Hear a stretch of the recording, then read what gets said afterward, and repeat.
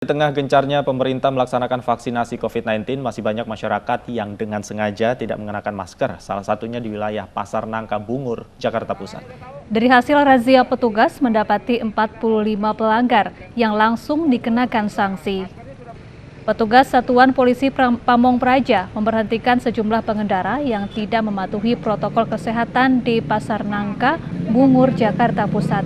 Petugas mendata pelanggar yang tidak memakai masker dan diberikan sanksi sosial serta denda retribusi sebesar Rp250.000. Petugas menindak 45 pelanggar yang didominasi pelanggar yang tidak mengenakan masker.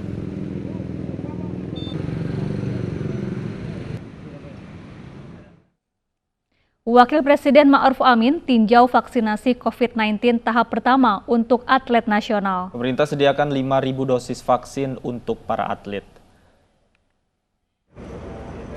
Para atlet yang mendapatkan vaksinasi COVID-19 adalah atlet yang akan berlaga di ajang Olimpiade, SEA Games maupun turnamen-turnamen yang akan diikuti dalam waktu dekat. Wakil Presiden Ma'ruf Amin bersama Menteri Kesehatan Budi Gunadi, Zainuddin Amali selaku Menpora, Menko PMK Muhadjir Effendi, serta Gubernur DKI Jakarta Anies Baswedan meninjau vaksinasi untuk para atlet di Istora Senayan, Jakarta. Pemerintah telah menyediakan 5.000 dosis vaksin untuk atlet. Mereka harus kita siapkan supaya mereka fisiknya cukup baik dan jangan sampai mereka tidak bisa mengikuti kompetisi karena terpapar oleh COVID. Apalagi seperti saya katakan, kalau di tingkat internasional, mereka justru jangan sampai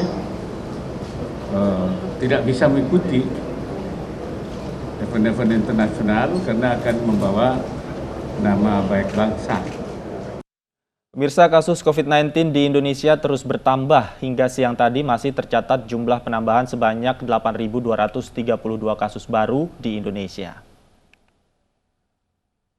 Berdasarkan data Satgas Penanganan COVID-19 hari ini, tercatat 1.322.866 kasus terkonfirmasi, 1.128.672 sembuh, sementara total yang meninggal dunia mencapai 35.786.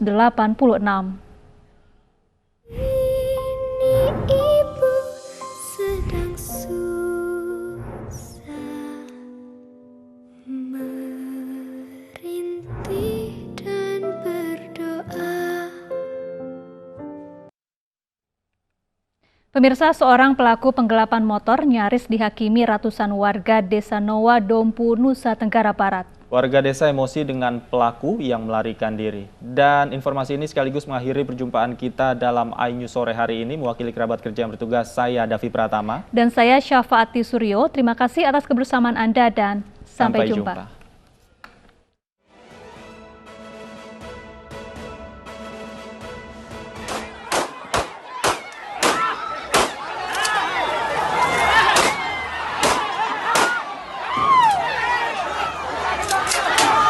Tembakan peringatan dikeluarkan aparat Polres Dompu dan Woja saat membawa pelaku penggelapan motor di Desa Nowa, Kabupaten Dompu, Nusa Tenggara Barat.